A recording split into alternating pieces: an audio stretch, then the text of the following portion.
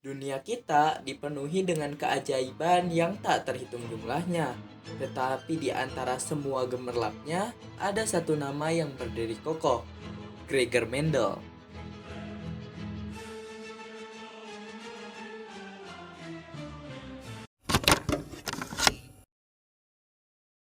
Dari kebun kacang polongnya yang tenang di tanah Australia, seorang ahli botani yang jenius, Gregor Mendel sedang meneliti pola pewarisan sifat. Lebih tepatnya, ia meneliti sebuah kacang kapri yang dipublikasikan pada tahun 1866. Sayangnya, pada saat itu Mendel tidak mendapat perhatian atas penemuannya itu. Tetapi pada 34 tahun setelahnya, Hugo de Vries, Carl Correns, dan Frisch melakukan penelitian botani yang memperkuat kesimpulan Gregor Mendel tentang adanya faktor pewarisan sifat. Sejak saat itulah ia disebut dengan Bapak Genetika. Sebelum masuk ke dalam pembahasan, terdapat istilah-istilah yang harus kamu ketahui. Berikut di antaranya. Persilangan Mendel dibagi menjadi dua. Yang pertama persilangan monohibrid dan yang kedua persilangan dihibrid. Persilangan monohibrid berlaku hukum satu Mendel atau hukum segregasi yang berbunyi alel-alel dari gen yang sama akan terpisah atau tersegregasi saat pembentukan gamet atau sel kelamin. Sedangkan di persilangan dihibrid berlaku hukum Mendel kedua atau hukum asortasi bebas yang menyatakan pasangan alel dari gen-gen yang berbeda bisa berpasangan secara bebas selama pembentukan gamet. Bunga ungu memiliki genotip U besar dan U besar yang akan disilangkan dengan bunga putih yang bergenotip U kecil kecil. Dikarenakan ini hurufnya sama alias galur murni, maka kita akan mengambil gametnya saja, yaitu U besar saja. Lalu yang bunga putih juga sama, kita akan mengambil gametnya, yaitu U kecil saja.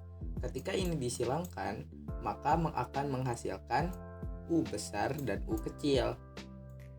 Dikarenakan ini ada U besar, berarti ini dominan. Warna dominan di sini ada ungu, berarti ini keturunannya 100% warna ungu gitu. Nah, apa yang akan terjadi jika keturunan pertama disilangkan dengan keturunan pertama? Keturunan pertama memiliki genotip U besar dan U kecil. Ketika disilangkan dengan keturunan ke pertama juga, yaitu U besar dan U kecil, ini memiliki dua gamet, yaitu gamet U besar dan gamet U kecil. Ini juga sama, terdapat gamet U besar dan gamet U kecil. Nah, untuk memudahkan persilangan, kita akan menggunakan diagram Panet, yaitu yang ini kita pindahkan ke sini, yaitu U besar dan U kecil. Yang ini kita pindahkan ke sini, U besar dan U kecil. Nah, kita silangkan, di sini ada U besar, di sini ada U besar. Berarti U besar, U besar. Di sini ada U kecil dan di sini juga ada U besar.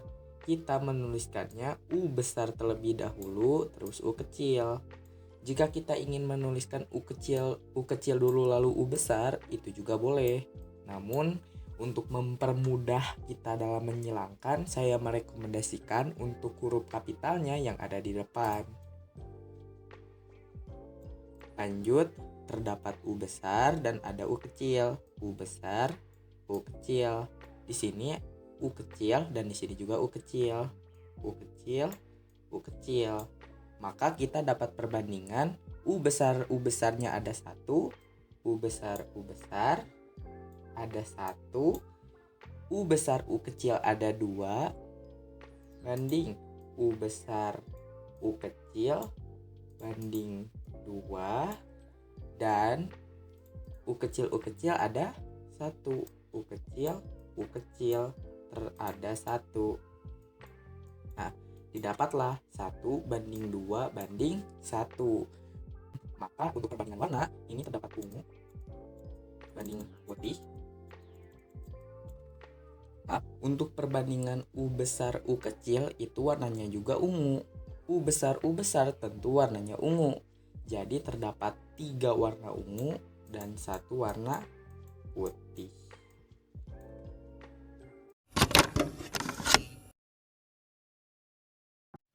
Hukum 2 Mendel terjadi pada persilangan dihibrid. Dilihat dari 2 sifat berbeda. Contohnya sebagai berikut.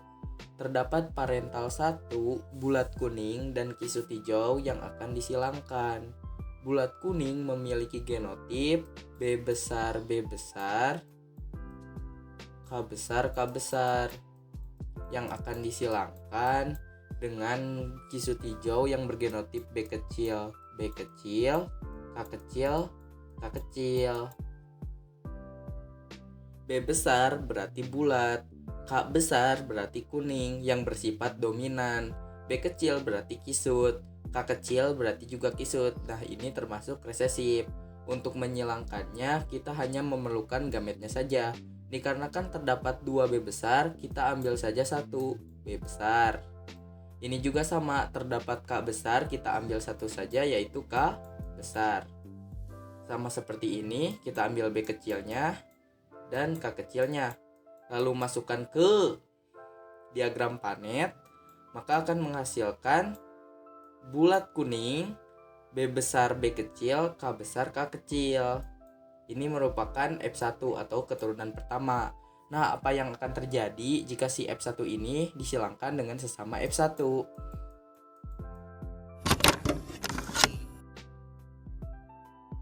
Sebelum kita menyilangkan keturunan pertama dengan keturunan pertama, ada satu hal yang harus kamu ketahui. Bagaimana cara mencari gamet jika terdapat 2 sifat beda. Misal seperti ini, B besar B kecil, K besar K kecil. Nah, caranya itu cukup simpel. Kalian cukup menyilangkan dengan huruf yang berbeda. Contohnya seperti ini, B besar kita kalikan dengan K besar, didapat B besar K besar. B besar lalu kita kalikan dengan K kecil, maka akan menghasilkan B besar K kecil. Nah, si B kecil kita juga kalikan dengan K besar, akan menghasilkan B kecil K besar. Lalu si B kecil kita kalikan dengan K kecil, didapat B kecil K kecil. Nah, jadi ini merupakan gamet dari keturunan pertamanya. Oke, ketika kita sudah mengetahui gamet dari keturunan pertama, yaitu ini. Nah, kita bisa langsung memasukkannya ke diagram Panet. Ini kita masukkan ke sini, dan ini kita masukkan ke sini. Nah, didapat tuh hasilnya B besar K besar dengan cara di sini B besar, di sini B besar, tulis B besar. Di sini K besar, di sini juga K besar, tulis K besar. Saya kasih contoh satu lagi, misal yang kolom ke ini dengan yang ke ini. Terdapat B kecil, di sini juga B kecil, tulis B kecil. Di sini K besar, di sini juga K besar, tulis B besar K besar. Secara garis besarnya seperti itu. Maka kita dapat menyimpulkan seperti ini nih. Kalau terdapat B besar dan K besar, pasti keturunannya akan memiliki bulat kuning. Kalau terdapat B besar saja dan K-nya itu resesif semua, maka akan menghasilkan bulat hijau. Kalau ini sebaliknya, B-nya kecil, K-nya besar, ini K-nya besar ya, maka akan menghasilkan kisut kuning. Kalau huruf semuanya kecil, maka akan menghasilkan kisut hijau. Mendel ini menyimpulkan rasio fenotipnya itu 9:3:1. Tes cross bertujuan untuk mengetahui genotip suatu individu dengan cara menyilangkan dengan individu homozigot. Sedangkan backcross bertujuan untuk mendapatkan individu galur murni yang sama dengan induknya dengan cara menyilangkan balik dengan salah satu induknya.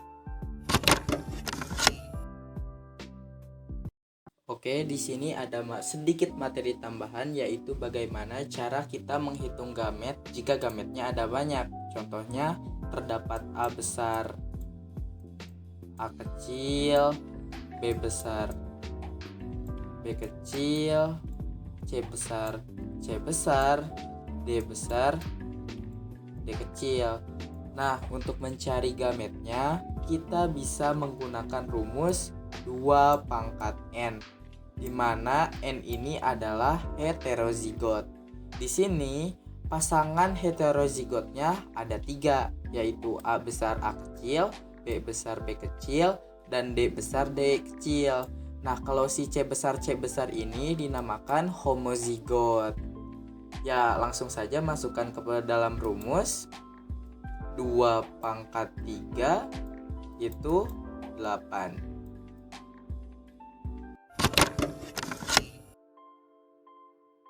Di sini saya tidak akan menjelaskannya secara detail seperti sebelumnya, dikarenakan saya sedikit malas dan takut videonya kepanjangan.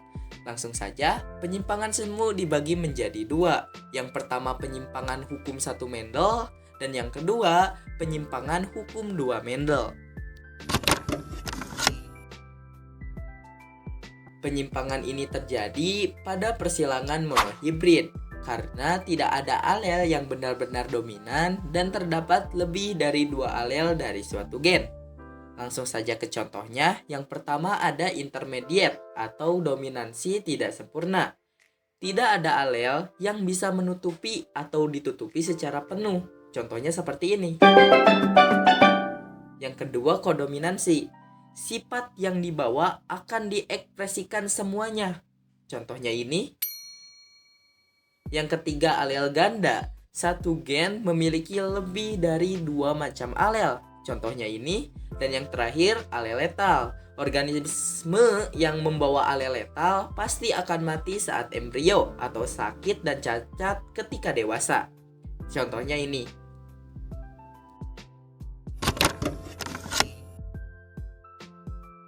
Penyimpangan hukum 2 Mendel dibagi menjadi 4. Yang pertama ada atavisme, interaksi antar gen dengan alel berbeda yang menghasilkan keturunan dengan sifat yang berbeda dengan induknya.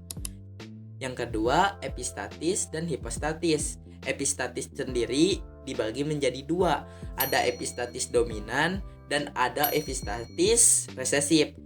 Contoh dalam epistatis dominan, jika ada suatu gen yang dominan, maka ia tidak akan berwarna. Contohnya pada labu. Kalau epistatis resesif, contohnya pada tikus. Jika terdapat 2 gen resesif, maka warna tikus akan putih. Yang ketiga, kriptomeri. Sifat tersembunyi dari suatu gen akan terekspresi jika ada interaksi dengan gen lainnya. Contohnya ini. Dan komplementer. Bentuk interaksi gen yang bersifat melengkapi untuk memunculkan fenotip tertentu yang terdapat pada bunga sweet pea. Oke, pada hasil praktikum kali ini saya tidak akan menjelaskan bagaimana praktikumnya itu terjadi. Saya hanya akan menyampaikan data-data yang kelompok kami dapatkan setelah melakukan praktikum. Hasil praktikum monohibrid yang kelompok kami dapatkan bisa dilihat pada gambar.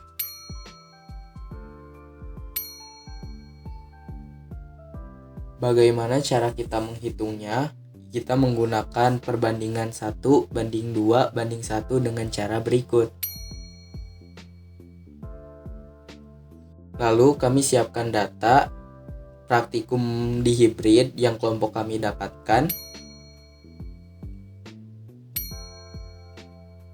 Berikut dengan fenotipnya.